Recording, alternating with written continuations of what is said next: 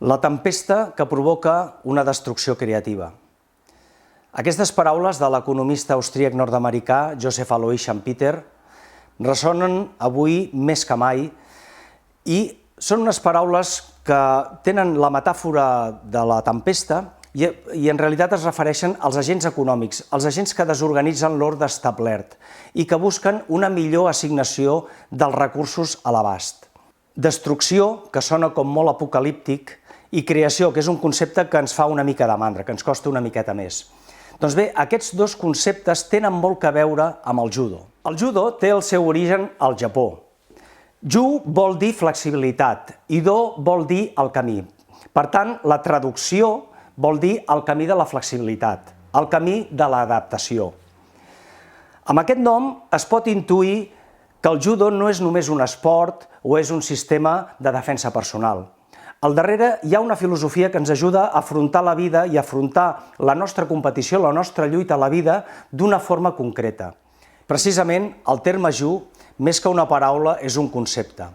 És el principi de la no resistència, el principi de no oposar-se a forces superiors.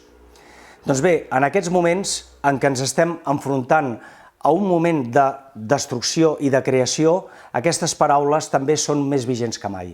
Nosaltres parlem de la flexibilitat cognitiva, la flexibilitat cognitiva entesa com a la capacitat per qüestionar allò que estem pensant. Al final nosaltres interpretem el món en relació a aquests constructes, a com estem vivint, com estem descrivint una situació en concret. Sense anar més lluny, la que estem vivint ara, la del confinament o la crisi sanitària i econòmica del Covid. Tot el relat que està en el nostre cap, totes aquelles creences que en un moment donat ens estan fent patir, sense flexibilitat no són capaces de canviar. Perquè en moltes ocasions tenim una visió massa rígida sobre el que ens està succeint, no som capaços de canviar aquest punt de vista i continuem patint. Al final ens trenquem per dintre. Nosaltres intentem fer veure a les persones que potser allò que pensen no és tan cert i els convidem a que flexibilitzin primer els seus pensaments.